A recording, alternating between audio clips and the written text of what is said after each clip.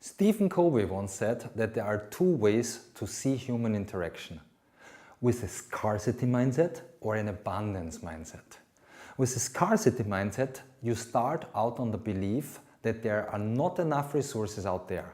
Thus, you better hurry up and secure them for yourself. With an abundance mindset, you believe that there's more than enough for everyone.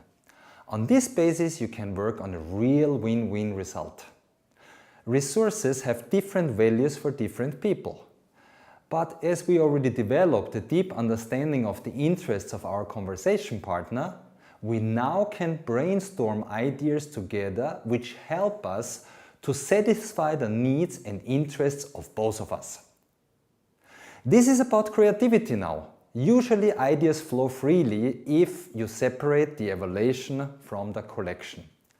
You can already prepare ideas before you meet your partner, or you can brainstorm them together with her. A good yin question is, what else? What else could we do?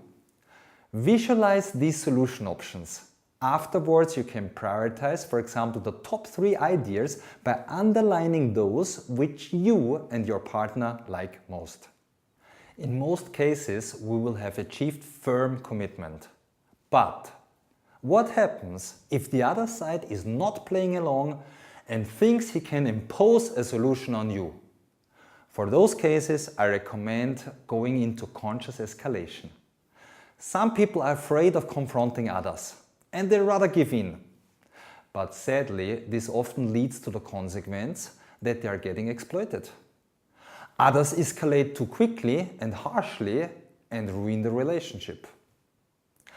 I want to offer a tool called Escalation Steps, which helps you to slowly and consciously climb up the single escalation steps to give the 2 discussion partners the chance to return to a win-win attitude.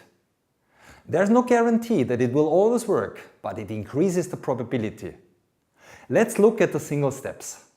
As soon as you realize that the other party starts to position himself, you can apply the skill you already learned in the video before. Detect the interests behind the positions. If this doesn't work, you could ask your discussion partner, what do you think will happen if the 2 of us will not reach an agreement?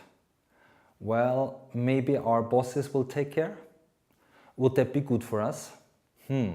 Perhaps they might think, what do we have you for? Okay, let's try to find a solution ourselves.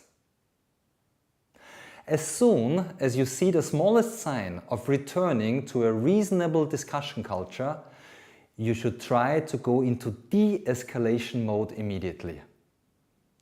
And it makes sense to also actively offer de-escalation from time to time. But if the other side stays unreasonable, you can advance to escalation step 3, indicating telling the consequences. This is the young version of step 2. For example, if you don't support me on that project, this might lead to losing one of the most important clients. Next step is threatening. By the way, what's the difference between threatening and showing consequences?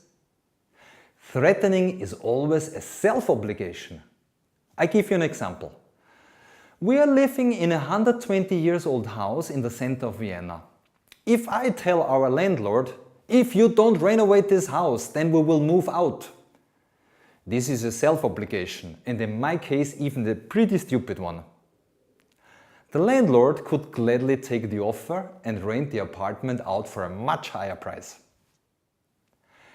If we use threatening, we need to be prepared to also execute what we announce, otherwise we will lose credibility. For example, if a supplier continues to deliver low quality, you could tell him that next time this occurs, you are going to open a second supplier relationship. These escalation steps can be a contribution to world peace and to a better and more harmonious life for yourselves. It helps to stay assertive in spite of facing resistance and to turn lose-lose situations into win-win situations.